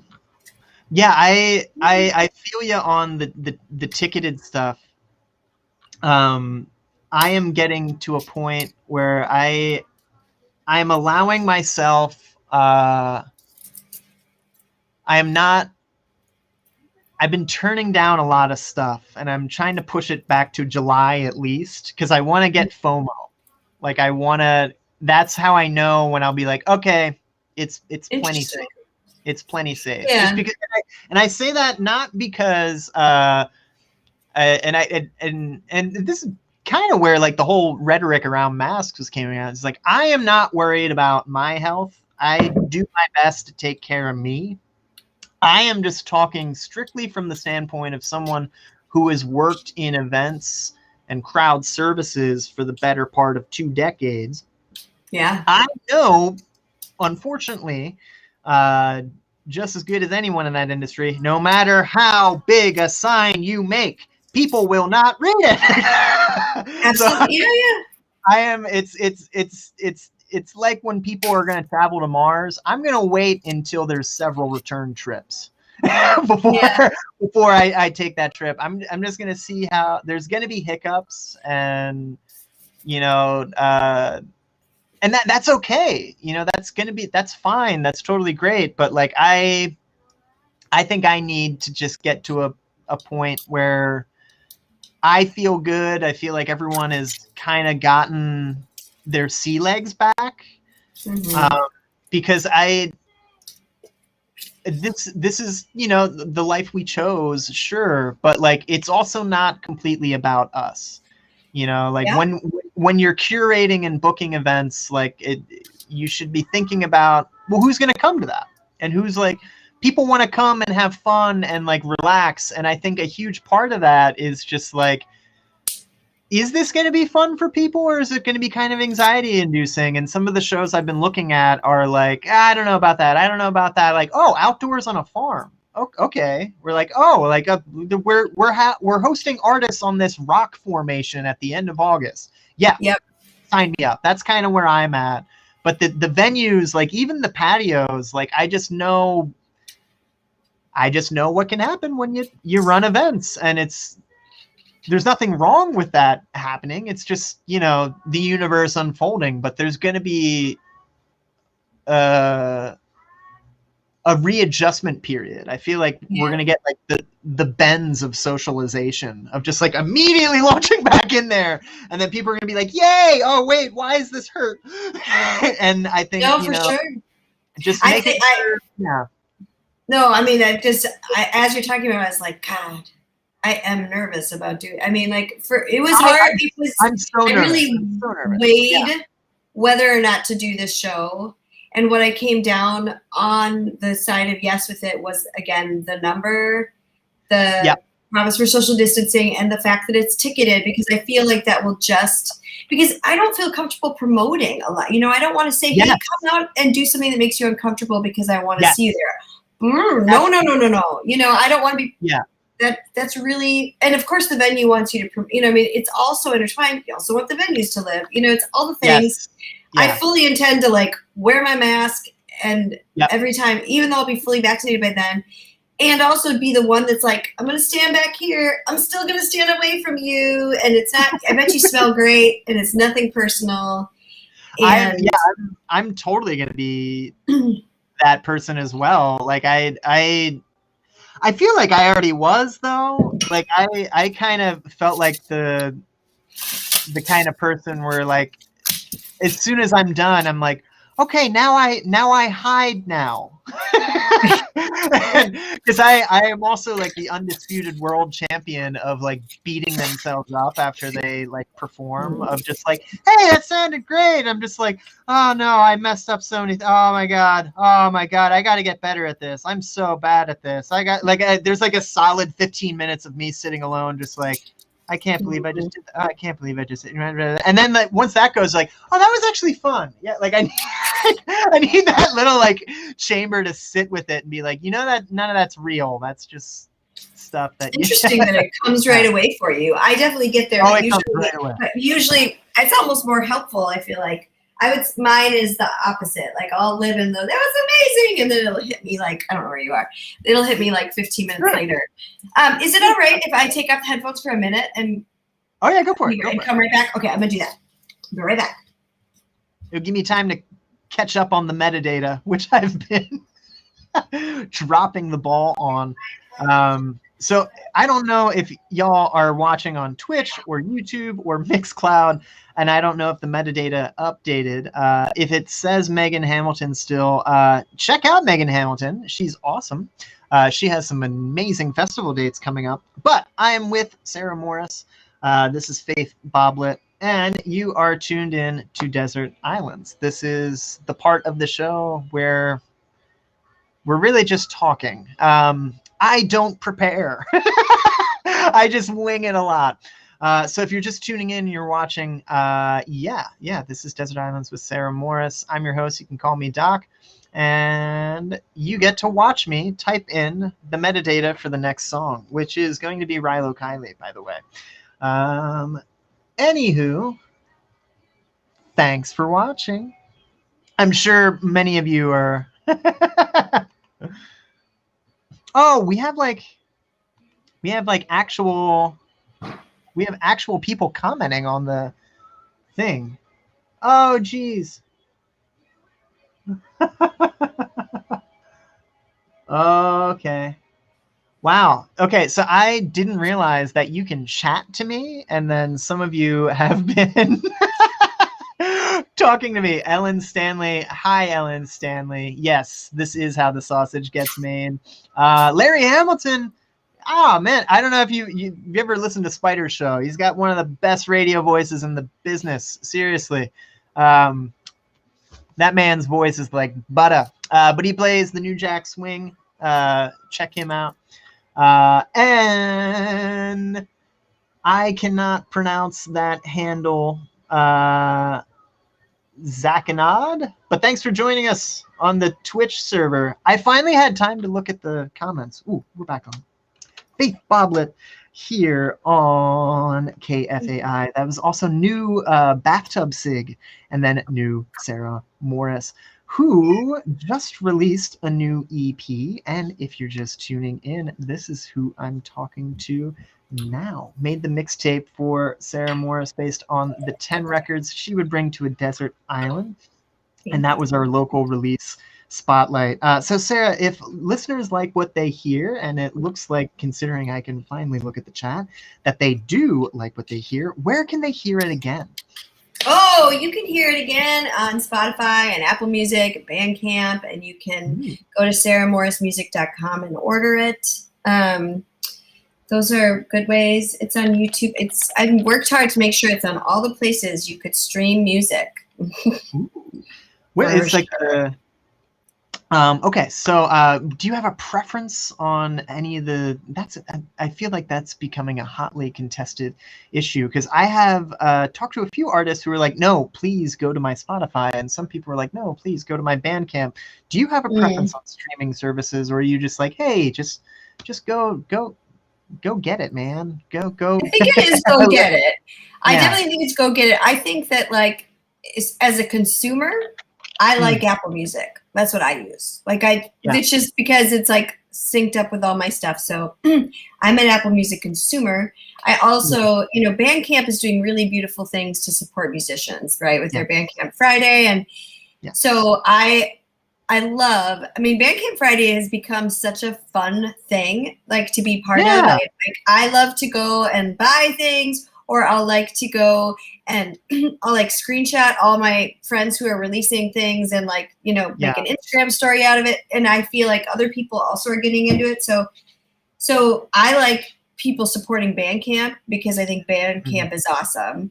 But I can see why, we're always being told how it's a numbers game. So then it's like, well, you want your numbers up, but really I want you to just hear it however it feels easiest to you, the listener. Yes. I use Spotify just because of the playlist thing. And then just I organize a playlist for this show using Spotify. And then we, speaking of that, we're actually going to publish the playlist of this very show after. Sorry, now I'm watching the comments, and this is why I didn't watch the comments before. So yes, Patreon. We both are on Patreon, and we can talk shop about that. But yes, I will be posting these link to the Spotify playlist of this show, because it looks like we're not going to have time to play all of it, and that's okay. So you can check out our Twitter for the playlist and all that. It's all going to be up there. But to see the stuff that we didn't have time for and all the Easter eggs, we'll post that playlist at the bottom of this video. So, Desert Islands, I'm your host, you can call me Doc, and today I'm making a mixtape for Sarah Morris based on the 10 records she'd bring to a desert island. New EP just came out in March, and you just heard Be With You in the local music segment. Stay tuned for more. I just keep holding this up. I totally agree with, like, I really like what Bandcamp has been doing. But I also, I go back and forth on how I do merch, mainly because, one, the plastic, that gets to me. And considering a lot of stuff I do is almost like more of like a David Lynch movie than like something where it's like, oh, I'm going to relax and listen to this. It's just like, no, like I'm going to create something that you are never going to forget that you listen to. Like some of that is like so deliberately lo-fi that like I don't expect people to buy it. It's more of like a, oh, I put it out there on YouTube for people to be like, huh, what would something like that sound like? Whereas like there are some projects where I'm just like, please buy that. We worked really hard on it. If it sounds expensive, it's because it was. Yeah. So like most of the They Self stuff, I'm just like, just stream it on Spotify. Like or like watch me perform it on Patreon. Like I don't expect you to buy a physical copy. And but some services have been better at distributing physical copies. Like I think Bandcamp's been really cool about it. If anything, I do more merch mailing from Bandcamp than I do my own website, which is weird. Yeah, I think that's true for me too. And I wasn't going to make physical copies of this album. And then Ellen was doing a little bit of radio and she's like, I think you could send some out. And then I was like, you know what? I do like having some physical. So I just ordered like a tiny baby run. And the fun thing about it for this one, because I like album art, you know. Yes. I buy other people's, I will go through phases where I'm like, I buy your CD, but I actually don't ever want to put it in the car. And then eventually I'm like, oh, I have all these CDs, you know. So sometimes I'll like kickstart someone's album and I'll just pay for an album, but actually I don't want you to send it to me. I just want you to have the money, like, you know. But I did the back of this one is the art on the back is a picture my daughter took. Oh, whoa. And so I thought that was kind of cool. So it's fun to have that. It is. Yeah. I also like making the packaging part of the artwork itself. Like where it's just like, I wish I had the money for more vinyl, because sometimes the artwork just being that large enhances the experience. It's more tactile to like go through it. I actually liked, I did my first They Self EP on tape mainly because it just sounded like someone's mad diary entry they left on someone's answering machine. You know, like it was like so grainy and lo-fi that like I was like, it'd be kind of cool to like just release this on tapes. And I like tapes just because they're cheaper. And you know, whenever I would get booked at Ice House, I would always have to have a conversation of just like, okay, what you need to understand, if I wasn't playing this show, I don't think I could afford to come to this show. And a lot of my audience is in the same boat. So tapes were always just like, hey, $5. It's always going to be $5. It's always going to be like, they're so cheap to make. And that's kind of why, but like, because now so many people are like anti-CD, and now there's like a small faction of, and I've noticed it's a lot of, in the Americana genre, small faction of people were like, no, the CD will not die. The CD is like, we are like, and it's kind of interesting to like watch certain media be like, well, would you make tapes? We have CDs. And now people are like, dude, why do you press CDs? They're so expensive, man. Like, just press tapes. And people are like, no, I'm not going to let the CD die. And I don't know how I feel about that, because I don't actually own a CD player. Is that weird? Like the only CDs I think that's super common. So I have, the only CD player I have is in my minivan, and I don't have a vinyl player, so I've never done vinyl because I feel like I'd be a liar that, you know, like, but a lot of people like really love vinyl, and I feel like I can't print it until I actually can play it. That's what I would say. Right. So I'm saving myself till I can. I like that. Yeah. Like I think that's another reason I release on tape, is because like I actually enjoy collecting them. My touring band, that's all that thing plays. So I kind of got into a thing of just like, anytime I would play somewhere, I would hit up like either a record store or a Goodwill, and that would be my memento of just like, oh yeah, I got that tape when I was in Winona, or like, oh yeah, we picked that up when I was in Iowa. So I kind of enjoyed collecting it. And I agree with you. Like, I didn't want to release a tape because like that's like the cool punk thing to do, and I am not really known for punk music. So it's just like, why are you releasing a tape? It's just like, because I like tapes and I listen to tapes. And so I totally feel you on that, where it's like, if I didn't have a vinyl player, I wouldn't release something on vinyl, because I'd be like, well, how do I listen to do I just look at it and hold it? Like, and that's cool because people do like vinyl, but like when you're an independent artist, you kind of have to hedge your bets and be like, let's face it, vinyl's expensive. You know, it's super expensive to make, and but it is beautiful also. So yeah, I think everyone's, you know, you're just always trying to figure the ways that are like, what's truest to me, right? Yes. And maybe someday that would be, maybe tape will be true to me someday. It's not right now because I don't have a tape player either. So then I, you know, I feel like I was trying to be cool like you, and I actually think some of your stuff might sound really nice with the tape compression. But I also enjoy listening to tapes. So don't let me evangelize you. Well, I mean, let's be fair. Like, I am from tapes. That's where I started. That was my first music purchase. You know, I would go to like Musicland and buy my singles all the time. You know, I bought lots and lots of tapes. I made lots of mixtapes up through college, and you know, even when I switched to making mix CDs, they never had the same joy. They never had the same physical act of I'm pressing play on my boombox and record on the other side of the boombox, and then I'm trying to fit as many of the titles on the tiny label as I can. This is my expression of love for you. It did not feel the same. That's where I started. Me and my brothers, we would make tapes like that. And sometimes, like, we joined the record clubs to get the songs we would hear on the radio. And here's the thing about the record clubs. They, like, tease you with all the cool stuff, and they never send you any of that stuff. So, like, we would try to time it with our favorite radio stations and just be like, okay, like, that's how you would tape songs. You'd wait for the radio to play it, and you would tape it, and then, so, like, I would make a lot of tapes that way as, like, a 9-year-old, or, like, even the preteens, of just, like, old Zeppelin records mixed with, like, cool stuff I heard on the radio.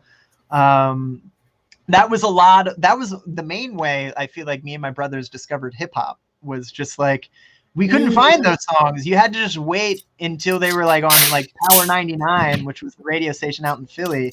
And just like, we're like, oh, here it comes. Sometimes like we would get tapes where it's just like, there's like a little bit of the DJ just like doing their rap about like, hey, this is like station ID. Here's this artist. Sometimes you would get like the last 80% of a TLC song.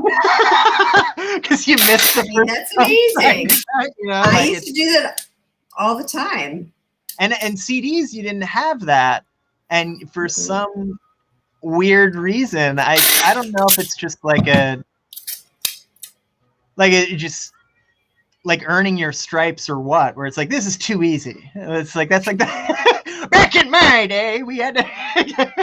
I think it is too easy, because when I think about the few mix CDs that I made for friends, and I would then it just was like, oh, it drag and drop. I don't know. There was less of a chance. Even when I would make mix CDs, sometimes I'd make mixtapes off CDs that I owned. That was a piece, you know, like you're able to do that through your boombox, but there still was like, it was all more physically involved, because you had to stop the recording when the song was done. You had to pay attention. Yes, you don't have to do that if you're just taking a file over.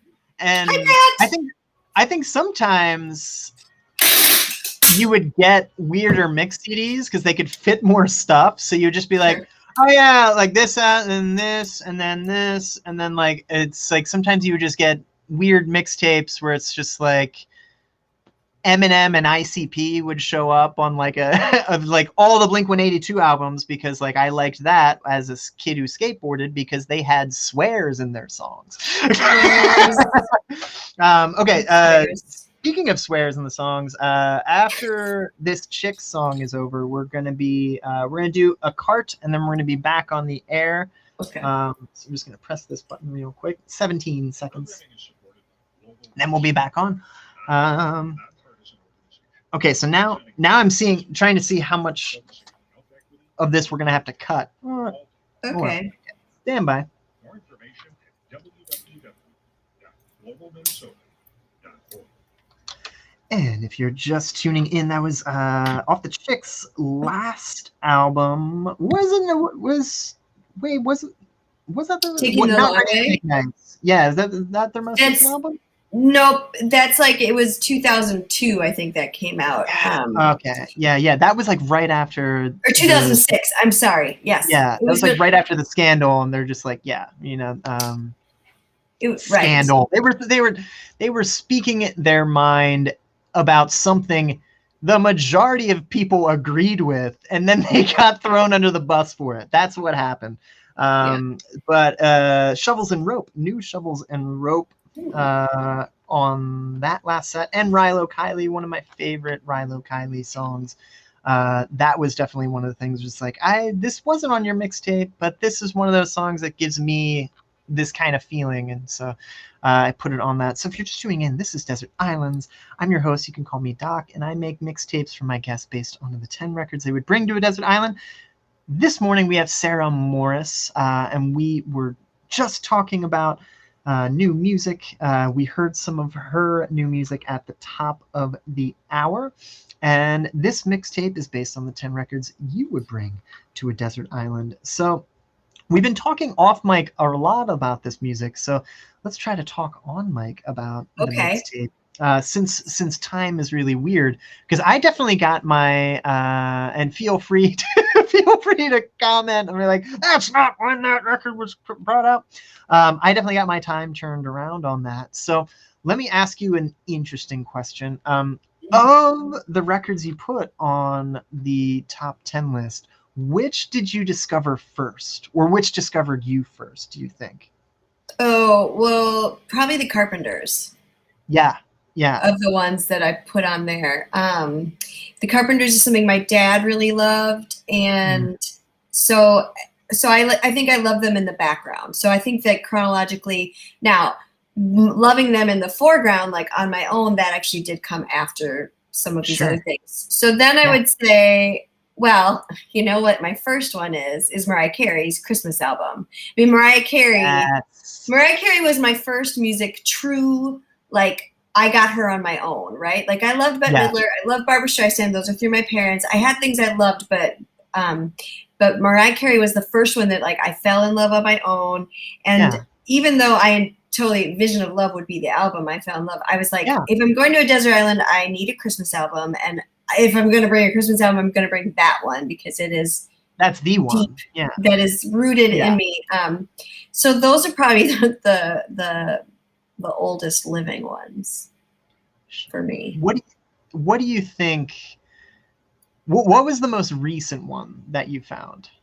Well, the most recent one was my honorable mention of Rose Cousins' Bravado. And that album came out the same day as All Mine came out. And so I remember, so it was February 21st, 2020. And I remember listening to it and being like, my friends, Vicky and Annie, had just gotten back from Folk Alliance, and they had raved about Rose Cousins. I'd heard her name for years, but never like taken to it. But Bravado came out, so just before pandemic. So I listened to it a little bit before, and then it's kind of what I listened to a ton those first few weeks. And it was just, I love that album. So that's the newest that's on there. That's I love when people put honorable mentions, because I always try to find a way to work them in. We heard Rose before the top of the hour. That track, the sentiment of just like, please live long enough to be an old man. I don't know what about that, but like, that hit me in a way I don't think it would have hit me at the beginning of the pandemic. It's a great album. I highly recommend. Her songwriting is perfect. Thank you for putting it on the list and exposing me to that. So if you were just tuning in, we are still trying to go through the mixtape I made for Sarah Morris. I don't know if we're going to have time for all of it, but we're going to have some Bonnie Raitt, some Ella Fitzgerald, and some Nina Simone coming up now. And of course, some Dolly Parton. I'd be remiss if I didn't find a way to get some Dolly Parton on the list. I like it. So let's start with some Bonnie Raitt here on KFAI. Yes. Bonnie Raitt is criminally underrated. I would take Nick of Time with me. That album is like, right? That's the album. That's the title of an album. I don't. Wait, was that on your list? I don't know. No, it wasn't. But now that you say that, like, I think that would be if you'd given me 20, like, or if you were just to say like, let's talk about perfect albums or albums that just like really hold up. That would be one. Yeah. Her like live show, she's killer. Like she's so good. And I like the guitar playing too. Like is like just usually any band I've seen her perform with. I think I saw her at Bonnaroo, but like it was just like crushing it. And like the catalog, you forget how many great songs that she's done. And Linda Ronstadt's another artist I would put in that category of just like criminally underrated. I think she's coming around. Like they've been making documentaries about her, and I think her catalog's coming back around again. But Nina. Oh yes, Nina Simone. Hey, thank you, Pat Egan, for watching the. Yeah, we're gonna have Nina Simone, and Nina Simone is just I always try to find an excuse to play Nina Simone. A powerful voice, but like if I'm being honest, I would love to have a time machine and just watch her play as like a jazz trio with just her and piano, an upright bassist, and a drummer, and just watch her destroy the room because kids, look up, just find a clip of her playing piano live and like watch her just annihilate that instrument. Like if you want to talk about command of the instrument, Nina Simone, like her career deserves its own Mount Rushmore of just her eras. Like like she's insane. She's like one of the best musicians of all time. Insane command of her voice, fearless songwriting. Also, fun fact, one of the few people that actually that story she told about like going to her record label and just like bringing a gun and like holding up one of those dudes like at gunpoint. It's just like, you're gonna pay me money, and they're like, we don't owe you the money. She's like, oh yes, you do. One of the reasons she stopped playing music is how many times do I have to play these elaborate concert halls before you pay me? And it's just like, no, that's like, no, you're not paying me. I'm done. I'm done with this. This is not what I'm doing this for. But yeah, like there's a whole story of her getting interviewed of just like, so you pulled a gun on your record label? She's like, oh yes, I did. He's like, do you have any regrets about that? She's like, I regret that I missed. That's amazing. She's one of my heroes. Yeah. I just read a story today in a Seth Godin book about how Aretha like got so tired of not getting paid that she like eventually she had to get paid in cash up front, and then she would bring that money on stage with her. And so there was like a moment where she was at some sort of thank you, Pat. So where there was like a tribute thing to her, and everyone was on stage, and James Taylor, like to be a help, like grabbed the purse, but and she was like, no, because that purse was actually all of her cash, because she was like, I'm going to get paid. Now. Yeah. I will also take a purse full of cash. Just let it be known. If anyone wants to upfront hand that to me, that's a lot of artists back in it. Like Chuck Berry did that too. It's like, I'm not going on stage until I have cash in hand. Yeah. Because historically, like artists of color would just get ripped off. They would play these huge concert halls and be like, there's a $10,000 guarantee, and then they would just stiff them. all the time. So like a lot of artists would just be like, no, you're going to pay me before I get on stage, or I'm not getting on stage. That's just how it works. And I don't think the business has gotten any better. Yeah. No, I mean, unfortunately, but you know, it's nice work if you can get it, I suppose. Get it if you try. Is that the song you picked for the Ella? No, I did Take the A Train just because I really loved. I thought it blended in with the Nina Simone track I'm gonna play after this. Okay, so I think we're gonna miss out on Mary Chapin Carpenter, Tim McGraw, and Mariah Carey. Those are the last 3 songs on the playlist, because we have 15 minutes until the show is over, and Democracy Now! Is after me, so I can't. I can't go. I'm going to need to hustle because my kids are going to need lunch and all of that too. Like absolutely. Stay as long as you can. I never expect people to carve the full 2 hours, but I always love it when they do. So if you have to quickly, after this break will probably be like the last talk break. So if you have anything you want to mention when we have a different set of ears on the air, like just where to get your new stuff you're working on, new things you want to promote, or just reiterate stuff that we've been talking about, be like, hey, just here's the who, what, where, and why of just stuff you want to let me know. We can just bring it up, or I can just ask you that question again. Yeah, that's a good idea. I'd love to say, hey, I miss you again. I'd love to say, check out the stuff. Yeah. That's a good idea. Perfect. I get lost in like, this is so much fun. We could just talk. This is great. And then I'm like, oh yes, we should also do business. Let's also do business. Do too. And it gets to the point where sometimes I forget to do things on time. That's okay. It always comes back around. All right. There was a child.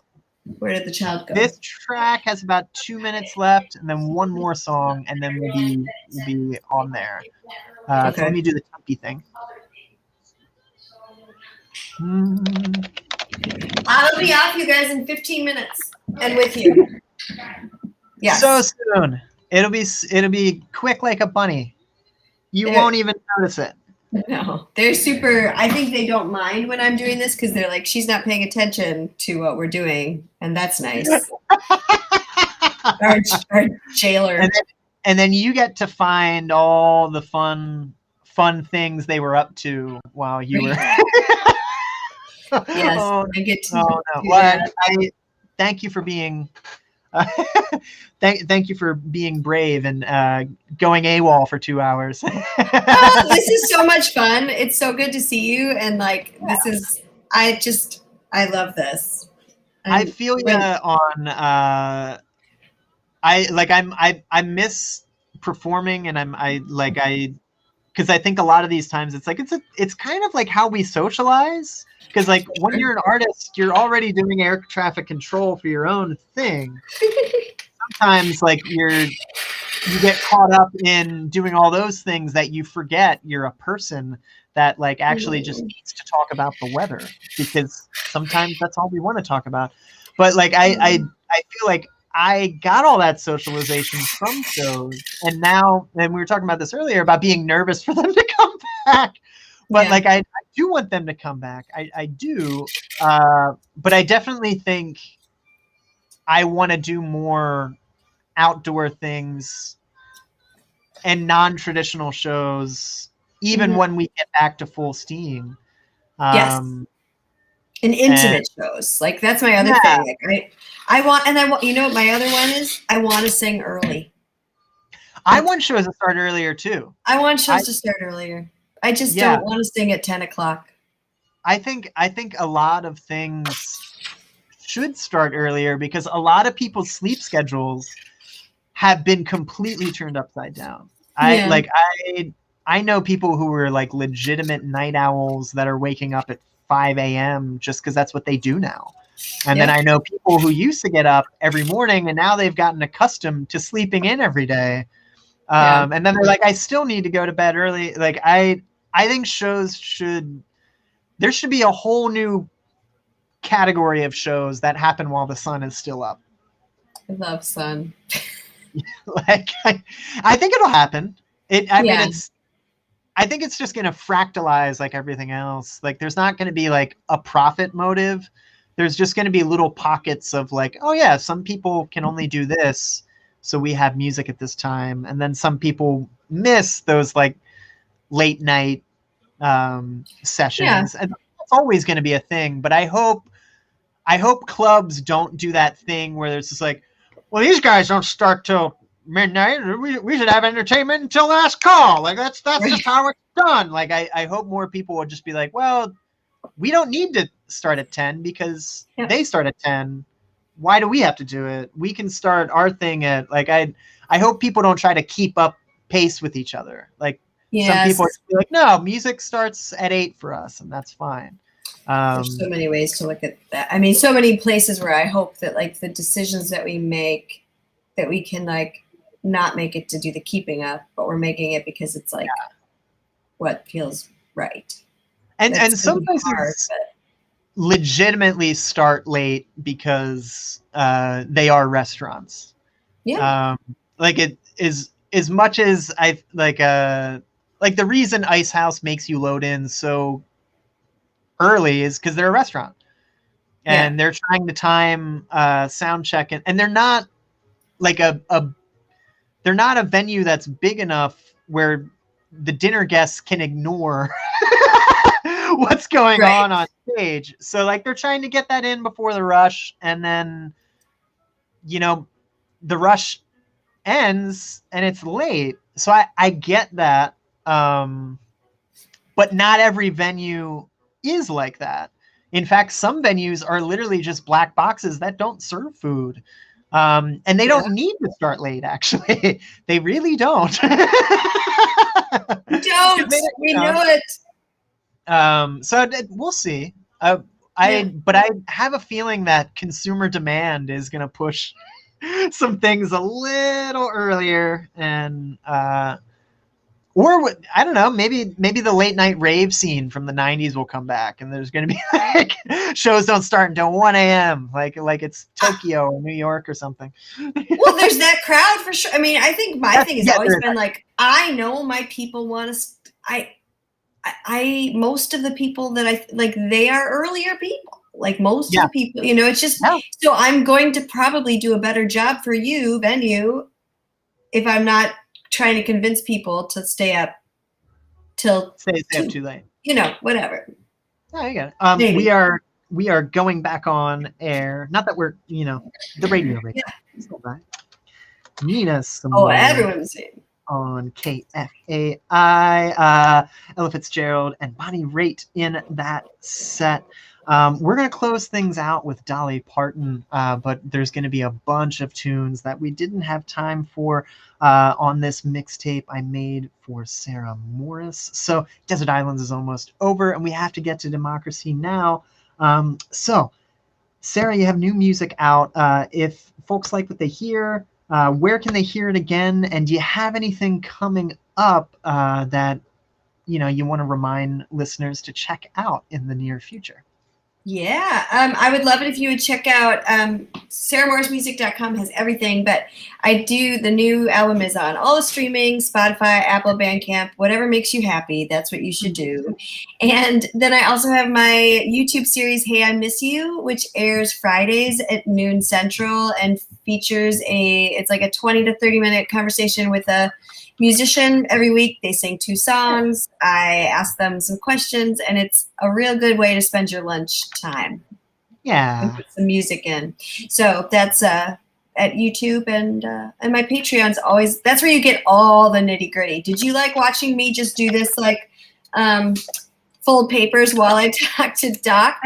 That's on my Patreon. That's for sure. Like they get the cover song. I was like, yeah, I just want to sing this today. I'm singing it for you. That thing. Perfect. Well, Sarah, thank you so much for coming back on the show. It was great to see you again. I missed hanging out with you, and new stuff sounds great. Thank you for sharing it. Thank you. we are going to conclude this mixtape with some Dolly Parton, and we might have time for some Casey Musgraves and some Waylon Jennings. But if you missed that, the Spotify playlist will be up at the bottom of this link. Thank you for listening. This has been Sarah Morris on Desert Islands. Stay tuned for Democracy Now! Thank you so much, Doc. Which Dolly did you choose? Of course. Thank you. I like getting Dolly because I try to do a different song every time. I went with Here You Come Again just because like oh yeah. I don't know, like I've been working a lot with 9 to 5 lately, and that's I think I played The Seeker a few months back. But I don't know. I've been trying to get a different Dolly tune into the mix as much, just because I don't know. You can. It's like I know. Like Jolene is the big like meme song of the generation. That's one of my least favorites, actually. I mean, I do like that song. I do like it, but I almost. It's not like if you were like pick a Dolly, that's never going to be the top 10. Yeah, I agree. Like I think. Like I would take 9 to 5 over Jolene. I actually like when people cover Jolene more than I like Dolly doing Jolene. Yeah. Like I love the White Stripes cover of Jolene. Like I love the idea, but I also like doing songs that way. Like a lot of my cover songs are like bands from CBGBs like played in a bluegrass manner. Like I like taking songs and reimagining them, and like, you know, country songs as like grittier, edgy punk songs, or punk songs as, you know, because the angst is there for like the outlaw country era is like filled with angst of like, don't trust the government, don't trust this, don't trust that. You know, it's like that's punk rock. That is like that's what punk rock is. And you know, so I love reimagining things. But like, yeah, Dolly I think is way more than what people realize. Like she's been on so many great records. Like like Islands in the Stream, like Kenny Rogers. Also an overlooked, like I feel like a lot of my students, for instance, like Kenny Rogers, they like roll their eyes and it's just like, okay, listen to Just Checked In to see what condition my condition was in, and tell me like that dude wasn't hipper than you think. He was absolutely. I think that's a real, when he passed in early COVID, and you know, there was like lots of time to listen to extra music, we went on a deep dive, and it was, I mean, I wouldn't say I've always liked him, but since I started liking country music, I've respected him and had lots of favorites. But even deep diving through that was really wonderful. Well, it's just like, because he definitely has deep cuts, and it's just like, and he's only known, you know, like I feel like a lot of my students are just like the gambler guy, and it's like, by the way, is there any more know when to fold 'em move than passing away before a pandemic? like that's right at the beginning. I'm out, guys. I mean, I'm out. Go, Kenny. Like that, like, but no, like he, like, I guess I just, there's a lot of things where it's just like the debate of like, do you choose music or does music choose you? Because sometimes I had like I didn't get into Elvis because I was just like, man, that guy with the suit and like I only knew Elvis from Fat Elvis years, and it's just like, why do people like this guy? Like he's not writing his own songs and he's doing this stuff. Like you don't like hear the early years where it's just like, oh, the dude could sing, the dude could dance, the dude could play. He had like that's why he's the king. And I think there is an element of like having all media available. Like you get to look at like some of people's embarrassing cocaine years, where